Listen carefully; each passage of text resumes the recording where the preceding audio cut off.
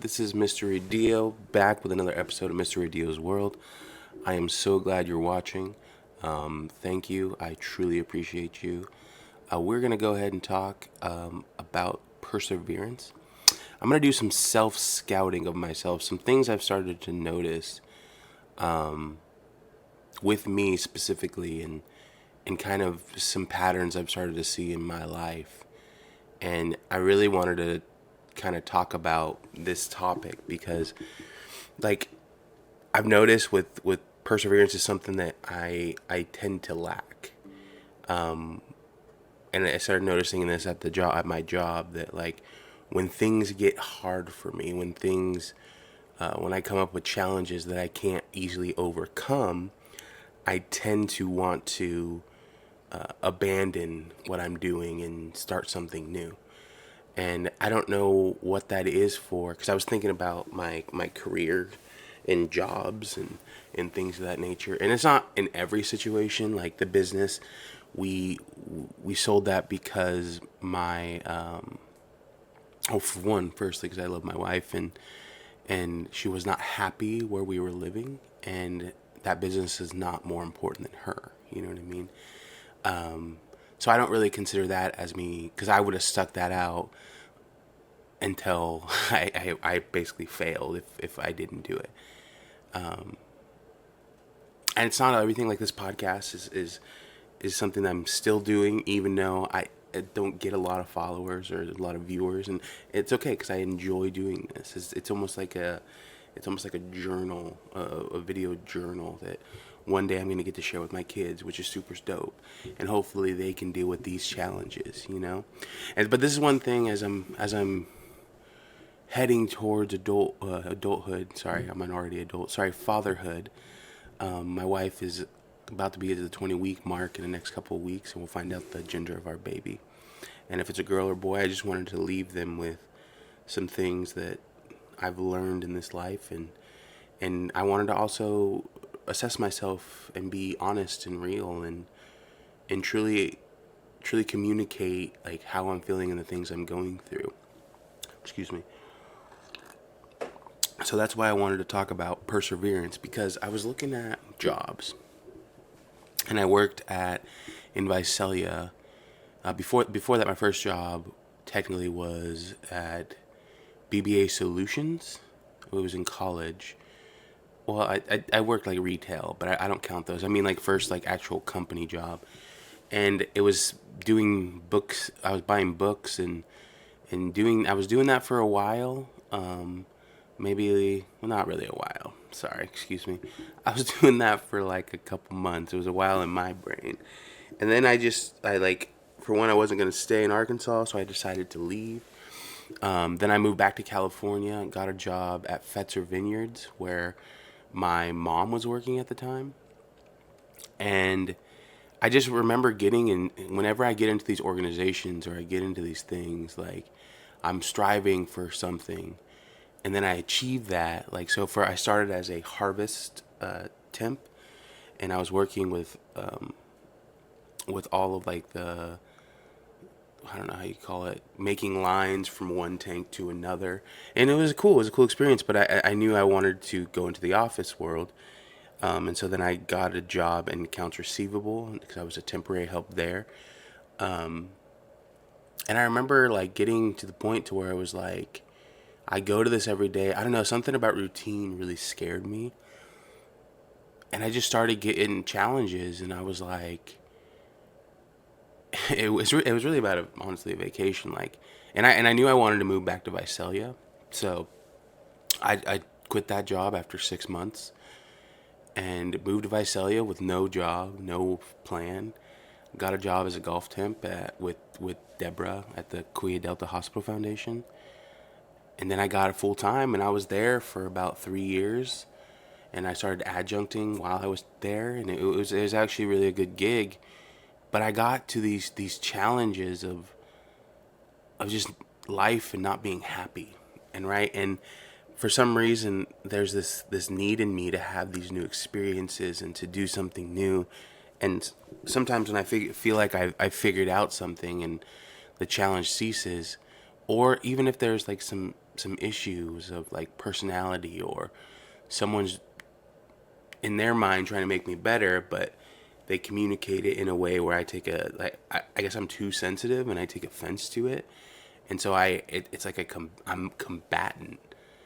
And I'm realizing that like whenever things come against me, and I think when people are just being hard on me because they see potential in me, I take it as them like trying to keep me down, trying to keep me in the same place. So I face this challenge. And instead of persevering and growing through that experience, I feel like I've just went the opposite direction. And I feel like this is what God is trying to show me in this time. Because I'm at this job. I've been here for a year and some months. In October, I'll be a full year at financial aid. So it'll be a year and 6 months. But I don't know. I started thinking about like, because for whatever reason, sometimes there's personality conflicts at your work, and this is no different where I currently work. But I found myself, I need to buckle down, because especially since I'm gonna be a dad, and we need insurance and all these things, but everything inside of me is wanting to go find another job. And I found that's just the pattern that I've repeated. I don't stick things out and grow with that company. I don't know if it's a new mindset. I don't know if it's being a millennial or whatever. Like, I don't know. But I find that like when life throws obstacles in my way, instead of going through them and persevering through that obstacle, I tend to want to run. In the fight or flight aspect, I guess I'm a runner. I'm not a fighter. When I'm faced with something that I can't control, and I have to trust God, and I just have to go through it, I find myself wanting to run the other direction or run a new direction. You know what I mean? And it's not something that like I'm proud of. And I think because I kind of got to this place to where it's like I feel like, and this could be wrong, but I feel like I should be further along in life. And it's not, and I'm not meaning like I got married, we're having a kid now. I'm not meaning about personal stuff, but that too. Like I should be healthier. I should be taking care of myself better. I should persevere through challenges. But I was thinking about career wise, like I got master's degrees, and this is just me talking to y'all. I got master's degrees, and I thought, okay, now here's the ascension, right? Kind of thing. I got an MBA, and then all of a sudden I realized that like that MBA doesn't really mean anything, because you still have to put in all that work to grow in that specific place you're in, because no one knows you. No one knows you. And when you keep moving too, you have to reestablish yourself, and you have to almost reintroduce yourself, even though you feel like you've already done that. And these are lessons I'm learning, and I'm trying to be patient. And that's one thing I know I struggle with, is patience. I am not a patient person. And I think that lack of patience leads to lack of perseverance. It leads to lack of trust. It leads to me not trusting in the goodness of the Father, and me wanting to actually control the situation. I think that I know how to do life better. I think I know. It's not, and I'm not saying these words. And I was listening to this book. I forgot what this book's called, but hold on. And it was really speaking to me and helping me. It was called. Let me find it. Sorry. Okay. The book's called "It's Not Supposed to Be This Way" by Lisa Turkhurst. I think I said her name right. Anyways, there was this aspect. She was talking about the Garden of Eden, and we do the same thing that Adam and Eve do, or did, right? We get to a place, and we think we know how to decipher good and evil better than our Father. We know how to handle a situation better than our Father. And at times, I'm finding now, and I'm looking at myself, and I'm trying to examine myself of like, Lord, I am sorry that I'm not letting you lead. I am sorry that I'm lacking faith. And I don't trust you and trust where you have me. Because in reality, like, God has placed me where I'm at. And as much as, like, some of the challenges that I face where I'm at, it frustrates me, and I feel sometimes like super drained. Like, I also know that there's a reason. I don't understand it. I don't know what the reason is, but there's a reason why God has us where he has us.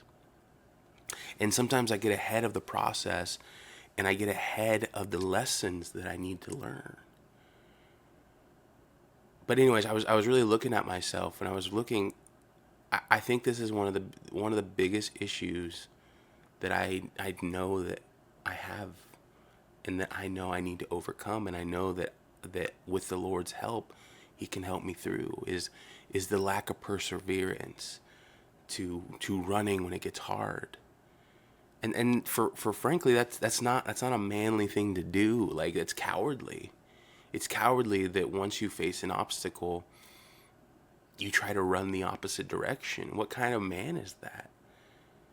A man should be willing to go to war, go through the thing, suffer. And suffering is something that's hard for me. And if you can't tell, like, it's in all aspects of life, even working out. I hate working out. Like, I love playing sports. I loved playing baseball, and I only played football for a little bit, but I loved playing football even without the pads. Like, I just loved playing games. Like, it was always fun. I loved running around and throwing a ball and playing soccer. I loved all that. But I hated the working out part. I hated the part that I needed to sacrifice to make myself better, to make myself stronger, to make myself faster, to make myself like quicker, more agile. Like, I hated those aspects of sports. And it's no wonder I'm not a professional athlete, right? Well, I mean, you can probably tell. But I was thinking about that, and I think God is really trying to show me something. And it's even discipline in not watching what I'm supposed to. You know what I mean? Like, this goes to spiritual reading and praying.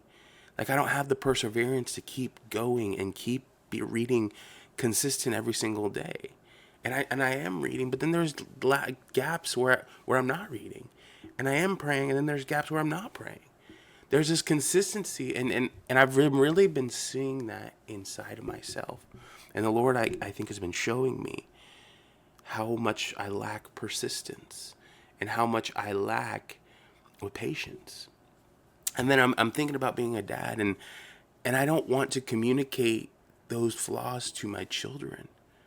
I want to show them by my example that when life gets hard, we keep going, right? We don't quit. We don't stop, right? Because we trust in a God that is above all of this, right? And I want to communicate that. So I'm trying to be more intentional with when I'm faced a challenge, or when work is not going how I think it should, or I'm not as far along as I thought I would be, that it's okay. It's not the end of the world. I don't need to be dramatic about it. Like, God has me. God is in control. And honestly, like I'm thankful for people that seen anything of value in me and were trying to help me, to make me better. But and I'm sorry that I didn't see what you were trying to do. Truly forgive me. I didn't realize some of the times when people were coming at me, I just was like, why do they always have problems with me? Like, what have I done to them? Like, I always try to be kind. I always try to be loving to people. And sometimes when people are trying to push me to grow, I take it as like they're attacking who I am, right? And there's nothing wrong with being around people that push you to grow. You should be. Because just being in the same place your whole life, that's not healthy. That's stagnant. That's how you grow overweight. That's how you grow fat, right? Because you stay in the same place and don't do anything, right? And I'm realizing, I don't know if it's the lie from the enemy, but I'm realizing that every time someone's tried to help me or push me, I've misinterpreted what they were trying to do. And even at work, like, and I don't know if these people are pushing me to be better as much as maybe they're just unhappy with themselves and so they want to bring everyone else down. Like that happens too. You know what I mean? And like if I'm truly just doing my best every day, blocking out any noise, you know what I mean? And not listening to the enemy, but trusting in the process of the Father, trusting that he's a good Father. And even though I don't understand while I'm in a certain place, or even if I don't comprehend in the moment of why I'm where I am, right? He has a purpose. He knows the interactions I'm going to have, right? He knows that I'm going to be able to give peace to people, to love on people, you know what I mean? And cuz I'm going to try to communicate him to them, right? And not even doing it like obnoxiously, but just doing it with my spirit, right? Like this is something I went to get a haircut at Sports Clips, and I got a lady, and she just kept complimenting me about like, thank you for just being so kind and peaceful. And I really wasn't saying anything. I was just sitting in her chair, just smiling and just trying to be calm and enjoying the haircut, right? And then it got to the point where she was washing my hair, and then she asked me to pray for her. You know what I mean? And she was just like, she was like, are you a minister or something? And I was like, well, yeah, I am, or I guess I was a minister, but I did say, yeah, I'm a minister. So I prayed with her, and I was just thinking, like, the Holy Spirit communicated to me that even though I'm not like, I'm not being intentional with evangelizing, we have the living Spirit of God inside of us. So when we come into rooms, when we come into interactions with people, people can sense that Spirit. And sometimes it makes people uncomfortable. So sometimes people come at you, right? And I don't ever think about this from a spiritual standpoint, is that like when you have the Holy Spirit, when you're walking and trying your best in Christ, the enemy is going to come after you. But then you're going to have interactions like that at Sports Clips of, you're going to come in contact with people that are hungering for that.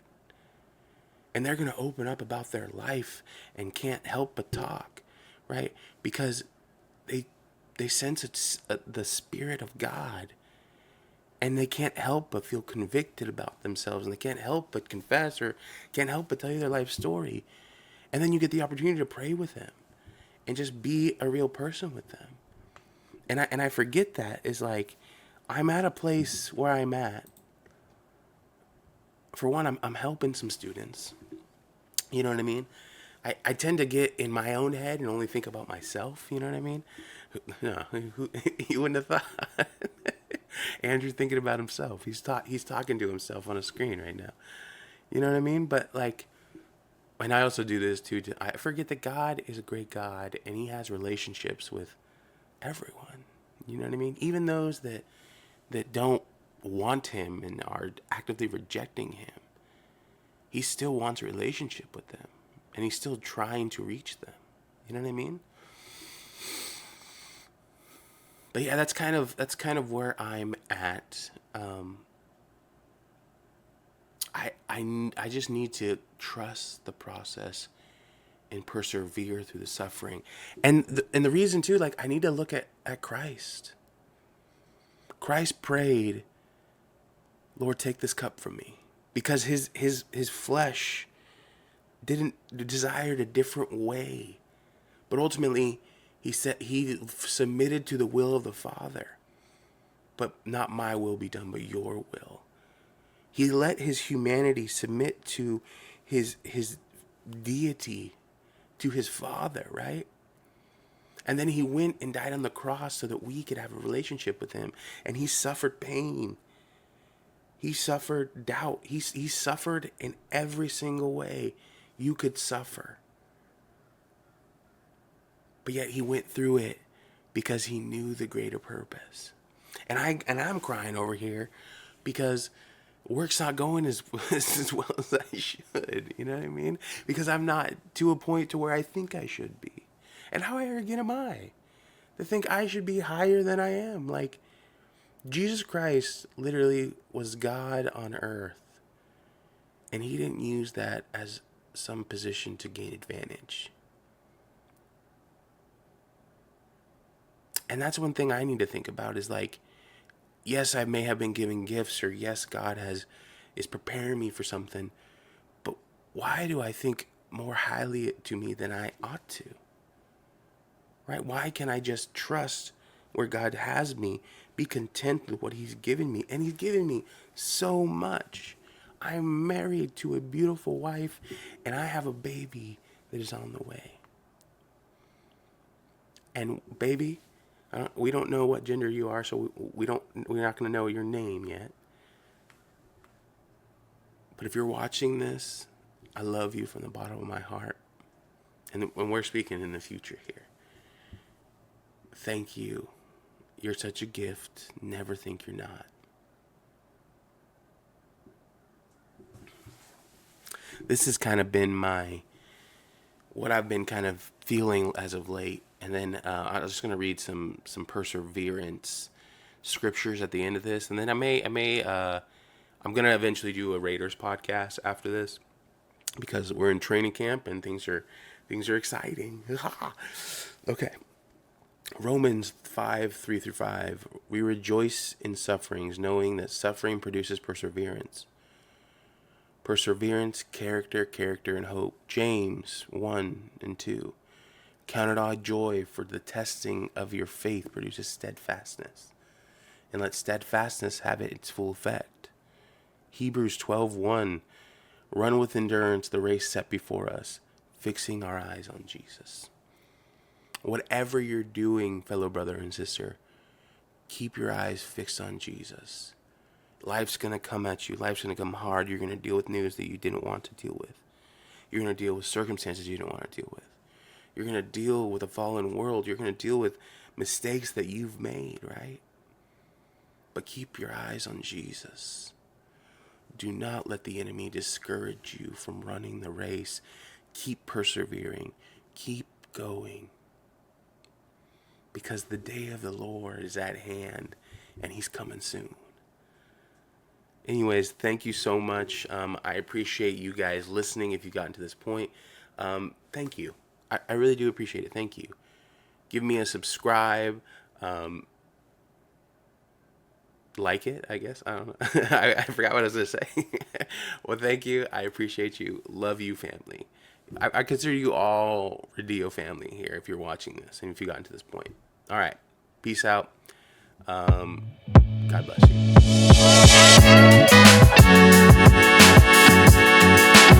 you.